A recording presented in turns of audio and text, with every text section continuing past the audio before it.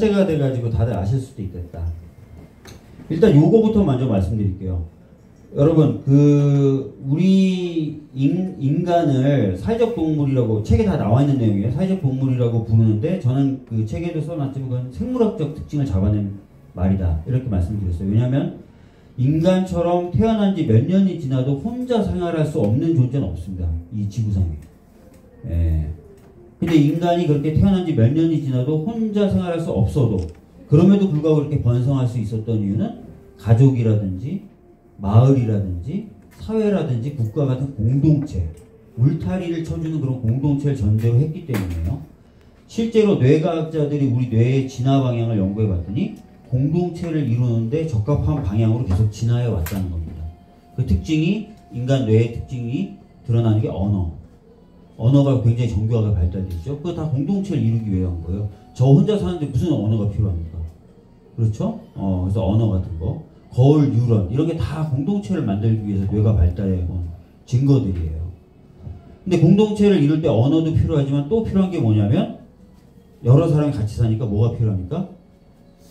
룰이 필요하잖아요. 룰. 저 혼자 살면 규칙은 필요 없어요. 근데 요 정도 되는 사람이라도 공동체를 이루고 살려면 당연히 지켜야 되는 룰이 필요합니다. 그래서 우리 인간은 알게 모르게 룰을 끊임없이 만들고 바꾸는 그런 과정 속에 살고 있어요. 우리가 느끼지 못해서 그래요. 그 룰은 굉장히 다종다기해서 여러 가지 이름으로 불리는데, 뭐 예절이라고 불리는 룰도 있고요. 그 다음에 유행이라고 부르는 룰도 있어요. 예. 근데 그런 수많은 다종다기한 룰 중에 법이라고 하는 건 어떤 룰이에요? 어떤 종류의 룰을 법이라고 부릅니까? 예습을 안 해오셔서 상관없어요. 지금 다 설명드릴 거니까.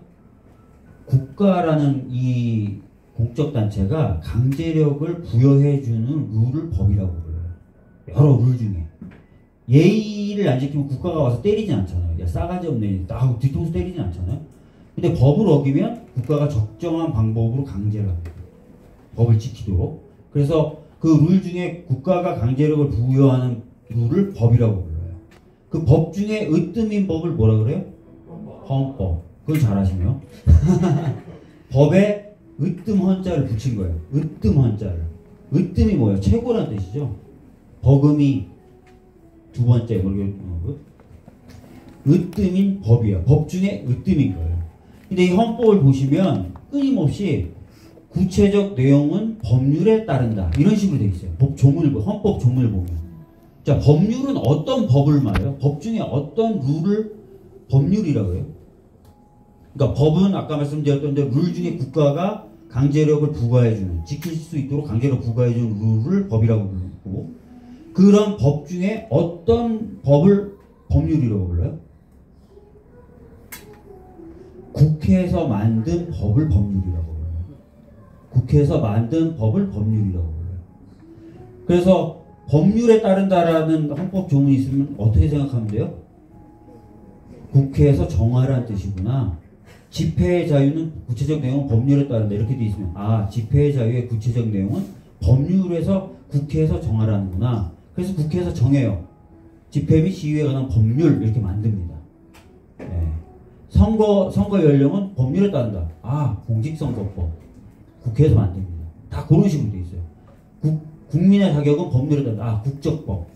국회가 좀 만든다. 이런 식으로 다 만들어요. 그래서 헌법이 우위에 하나 딱 있고, 거기서 부여해주는 대로 법률이라는 걸 국회에서 쭉쭉쭉 만들어 나가서 전체적인 헌법과 법률 체계가 만들어지는 거예요.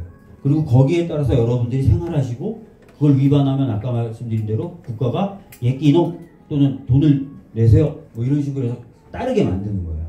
여러분이 잘 인식을 못하지만 그 그물망 속에 여러분들이 지금 들어가서 살고 계신 거예요.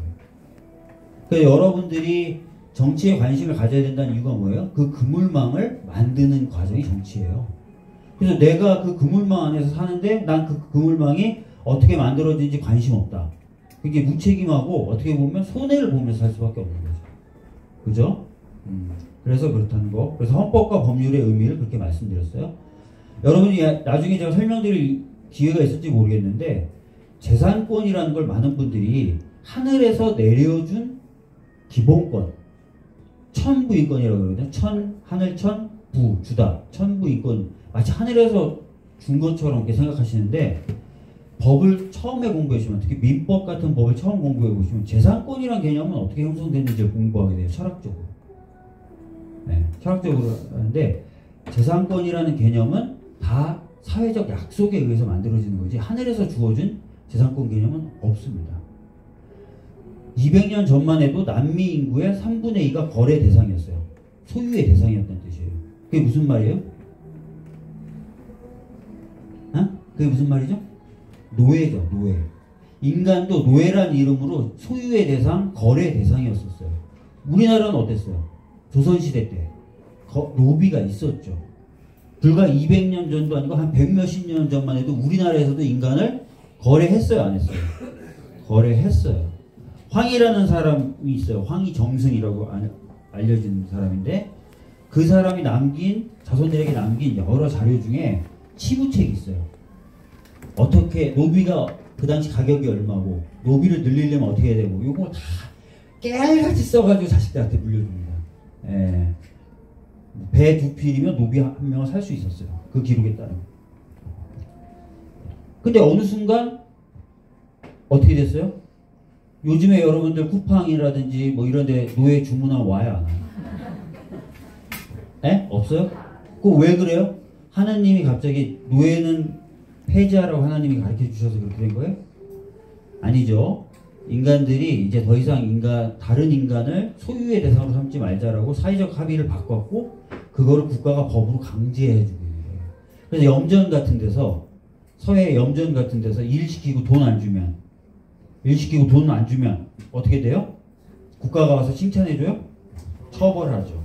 처벌합니다. 그래서 노예가 없어진 거예요. 요즘에 일 시키고 돈 안 주면 어떻게 돼요? 처벌돼요. 예.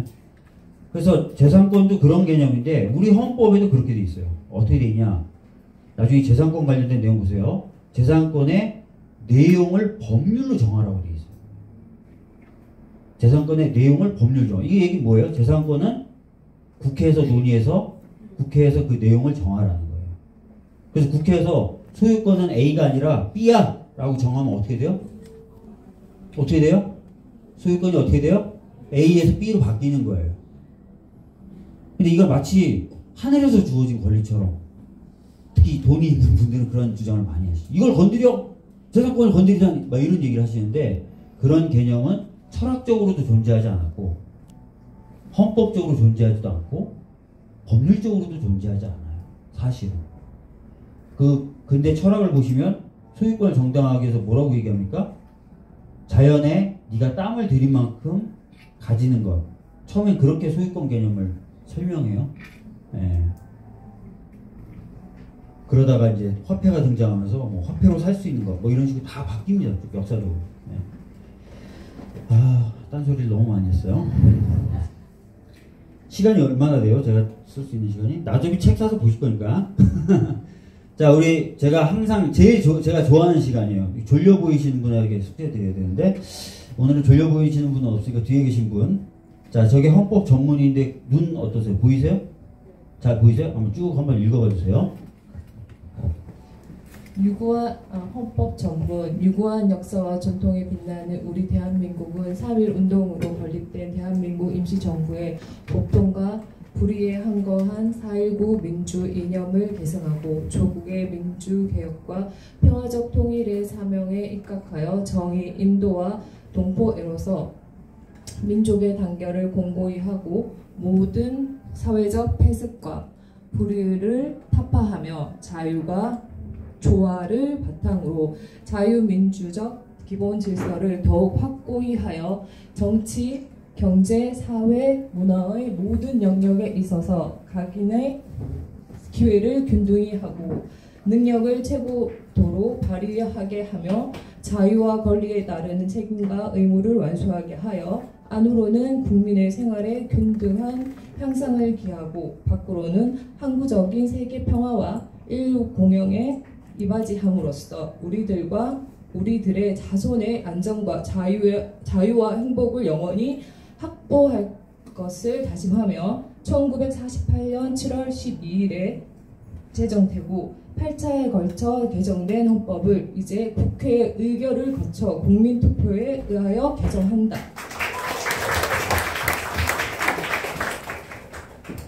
이거는 박수를 쳐드릴 수밖에 없어요. 저거 읽는 거 너무 힘들죠? 자, 저 전문의 특징 하나 말씀드릴게요. 마침표가 몇 개예요? 응? 한 개요. 마침표가 하나예요. 마침표가 하나라는 건 무슨 의미예요? 저 더럽게 긴 게 한 문장이라는 뜻이에요.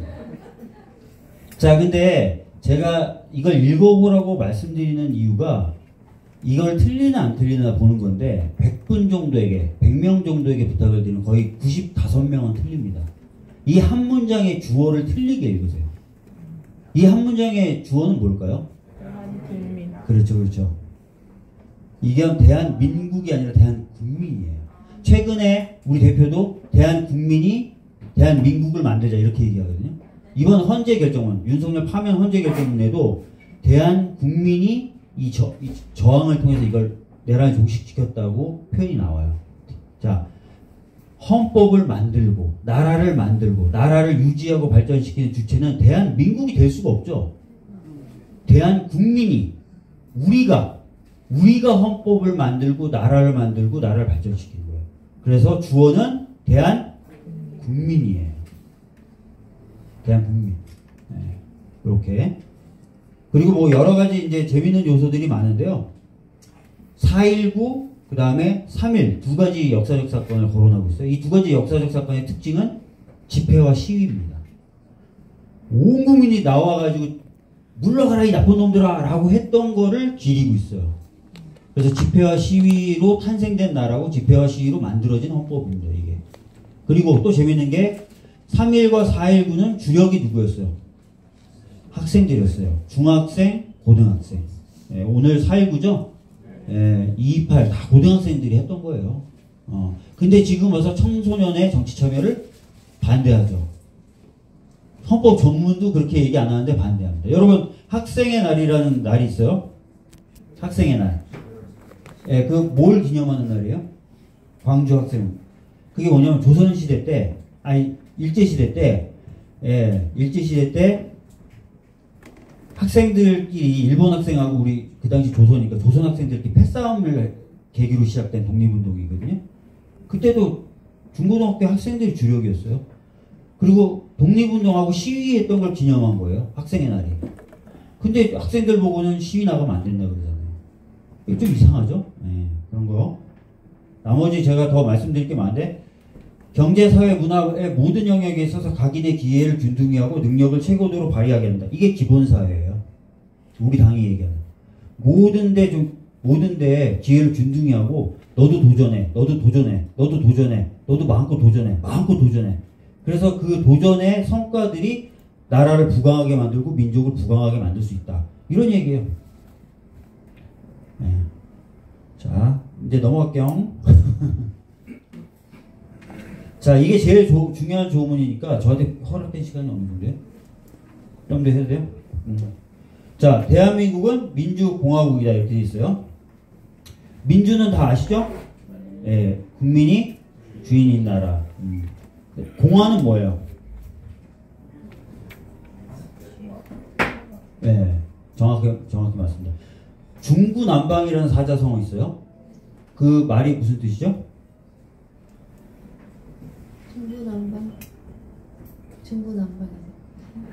중구난방은 중구난방이다. 자, 대중의 입을 막기 어렵습니다. 이미 읽으셨어요. 중구난방이라는 말이 막 혼란스러운 상황을 가리키는 말로 우리는 쓰는데 원래 뜻은 그렇지 않습니다. 중구난방할 때 중자는 민중하다 할 때 중자예요. 그리고 구는 입구자고 나는 어렵다고 방은 막다예요. 그래서 민중의 입은 막기가 어렵다는 뜻입니다. 중국의 제라는 나라에 려라는 폭군이 있었는데 정말 폭압적으로 국민들을 다스렸어요. 그러니까 이제 충신 중에 하나가 왕이시여 중구난방입니다 라고 얘기했어요. 왕이시여 백성의 입은 막기가 어렵습니다. 백성들의 말을 들어가면서 통치하십시오 라고 얘기했지만 그 왕은 그 말을 듣지 않았죠. 그래서 여전히 폭압적으로 통치했고 결국 국민들이 들고 일어나서 왕을 쫓아내버립니다. 그럼 그 나라의 전통에 따르거나 그 주변 나라의 사례에 따르면 다시 왕을 뭐 자손 중에 누구 하나 찾아가지고 왕을 세워야 되는데 왕 없이 백성들이 서로 화합할 화합, 서로 화합하여 나라를 다스린 거예요. 그래서 국민이 주인으로 왕 없이 국민이 서로 화합하여 다스리는 나라다. 이게 민주공화국이다의 뜻이에요. 다 아니까 재미가 없네. 자, 국민이 주인이기 때문에 당연히 대한민국의 주권은 국민에게만 있어요. 그리고 당연히 국민이 주인이기 때문에 모든 권력은 국민으로부터 나오게 되어 있습니다. 제 책에도 설명되어 있지만 권력이란 말은 헌법에 몇 번 나와요? 딱 한 번 나옵니다. 왜 한 번 나오죠? 국민한테만 권력이 있는 거예요. 나머지는 권력이 아니에요. 한참 넘게 뒤에 있죠. 맨 끝에 있죠. 아이고. 이거 한번 보여드릴게요. 국민에게 권력이 있다 그랬고 나머지 입법기관, 사법기관, 행정기관에 대해서 헌법이 뭐라고 써놓은지 한번 보세요. 입법권에 대해서는 헌법 제40조에 입법권은 국회에 속한다. 입법 권력이라고 되어 있습니까? 입법권이에요. 그냥 권한. 행정권. 행정 권력이 아니에요. 사법권. 이런 식으로 되어 있어요. 오로지 권력은 국민만 가진다는 거예요. 나머지는 국민이 권한을 권한으로 쪼개서 각 기관에 위임해 놓은 겁니다. 따라서 우리가 법원의 재판에 대해서 국민들이 비판할 수 있어요, 없어요? 할 수 있어요. 우리가 맡겨놓은 권한을 행사하는 거예요. 잘못되거나 부족하면 잘못됐다, 부족하다고 얘기할 수 있어요. 다만 비판하는 방식이 아이고 그 사람은 출신 지역이 어디래, 판사가. 아니면 아이고 그 사람은 어느 학회에 속해 있대. 이러면은 그건 정확한 비판이라고 할 수 없는 거잖아요. 그죠? 그러니까 이 사람이 판결을 이렇게 했는데 이거는 납득이 안 간다. 예를 들어 지기현에 대해서도 지기현이 이번에 구속 취소한 거는 이거는 법리상 어떻게 갑자기 날로 계산하는 걸 시간으로 계산하냐. 이렇게. 그 다음에 이번에 그 법정 내부 촬영을 허가하지 않은 거에 대해서는 아니 박근혜, 이명박 다 허가하다가 왜 얘만 불허하는 건데 이렇게 비판하면 되는 거지. 뭐 지기현은 뭐 출신 지역이 어디라서 그냥 그래. 이런 식으로 비판하는 건 사실 과학적이지도 않고 합리적이지도 않잖아요. 그렇잖아요. 그래서 그런 식으로는 비판하지 말고 얼마든지 비판이 가능하다라는 말씀 드리겠습니다. 그 다음에 요거 좀 오늘 요거 중요했던 조항 중에 이거 좀 볼게요.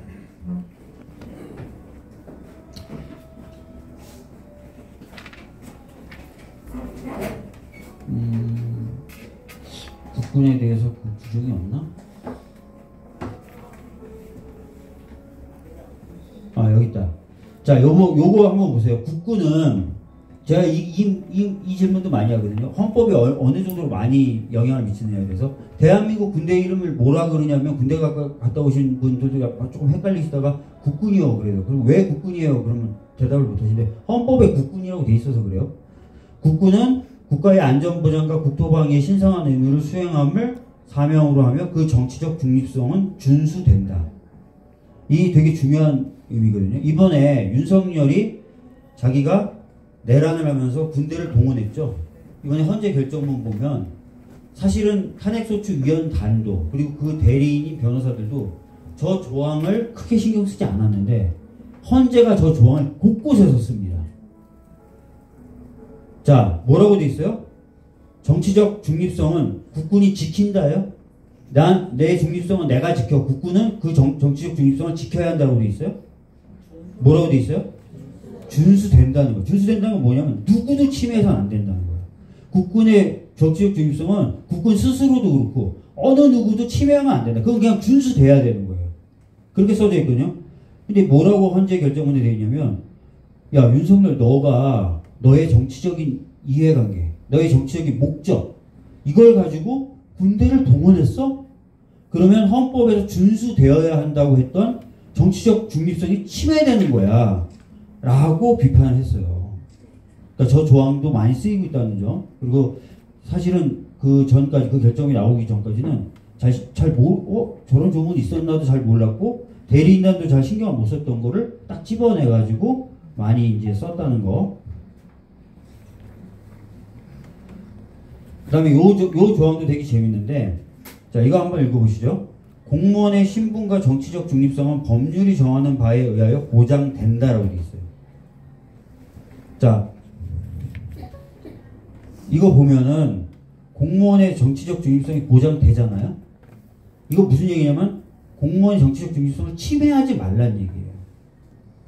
근데 저 조항을 우리는 이상하게 좀 해석을 해서 공무원의 정치적 표현의 자유를 제한하는 규정으로 쓰고 있어요. 그러면서 표현을 못하게 만들어 놓고 오히려 정치적 목적에 따라 공무원들 막 휘둘러서 쓰고 있어요. 그러니까 굉장히 좀 잘못되게 해석되는 거거든요. 그래서 이 조항도 좀 다르게 좀 설명되고 이해될 필요가 있다. 이 말씀 좀 드릴게요. 관련돼서 좀 말씀을 드리면 독일 이번에 내란이 있고 나서 많은 분들하고 제가 만나서 얘기 들어봤더니 군인들이 이번에 저항했던 거, 그 명령에 안 따르고 저항했던 게 너무 고맙대요. 그래서 공무원이든 군인이든 위법하고 위헌적인 명령에 좀 안 따를 수 있는 걸 제도화 시켜줬으면 좋겠습니다라고 제안하시는 분들이 굉장히 많았어요. 예, 슬슬 마무리 부탁한다고 그러시네. 근데 이제 제 책에도 좀 소개해놨는데 독일 같은 경우에는 군인들도요 정당에 가입이 가능하고 집회도 할 수 있어요. 독일은. 그리고 대부분의 나라들이 교사나 공무원들이 정당에 가입할 수도 있고 집회도 할 수 있어요. 그게 왜 그럴까요? 독일 같은 경우 특히 독일이 이제 2차 대전 끝난 다음에 서독이죠, 서독. 처음에 군대가 있었을까요, 없었을까요? 2차 대전 끝난 다음에 없었어요. 왜 없었을까요? 그렇죠. 독일 군대가 양차 대전, 1차 대전과 2차 대전을 일으킨 주범이고 특히 유대인 학살을 주도했다라는 평가를 받았기 때문에 독일의 특히 서독의 군대를 만드는 것에 대해서 주변 국가들이 굉장히 걱정을 많이 했고 독일 시민들도 우리는 다시 그런 역사가 반복되면 안 되니까 군대가 없었으면 좋겠다. 그래서 군대를 안 만들었어요. 그러다가 1950년 무렵에 군대를 어쩔 수 없이 만들어야 되는 상황이 만들어졌는데 뭐 때문에 그랬을까요? 예? 냉전. 그렇죠. 냉전. 그렇죠.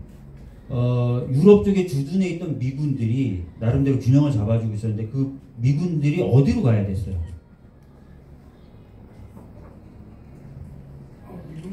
네. 아니죠. 한국전쟁이 있었죠. 1950년대 한국전쟁이 일어나면서 그 미군이 많이 옮겨지면서 미국이 서독 정부 보고 아데나우 정부 보고 군대를 만들려고 그런 거예요. 니네들이 좀 만들어서 주변에 균형 잡을 거래. 니네들 돈도 많고 하니까 경험도 많고 하니까 군대 만들어서 해. 근데 독일 시민들 반대했어요. 또다시 그런 거 만들기 싫다. 특히 독일 공산당이라는 정당이 있었는데 서독에 그 정당 중심으로 반대 서명운동하고 되게 많이 반대했거든요.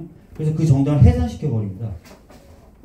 그 모델을 갖고 와서 진보당을 해산해요. 그 모델을 갖고 와서 그 정도 저항이 심했다는 말씀을 드리는 거예요.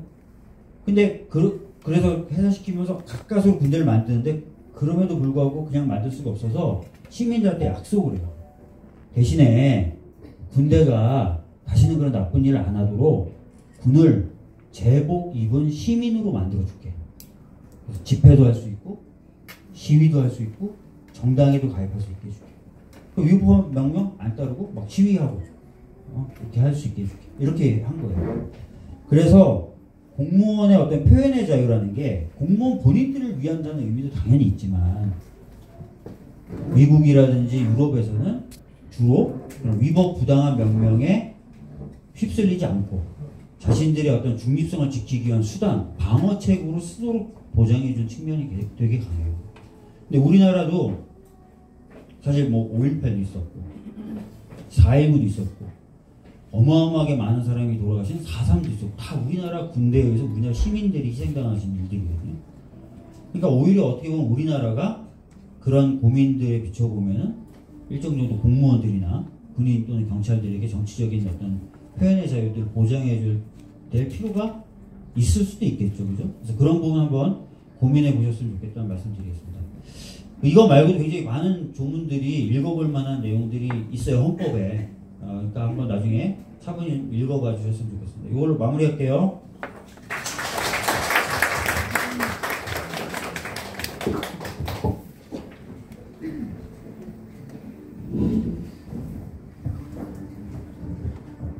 네, 강연 너무 잘 들었습니다. 그치요?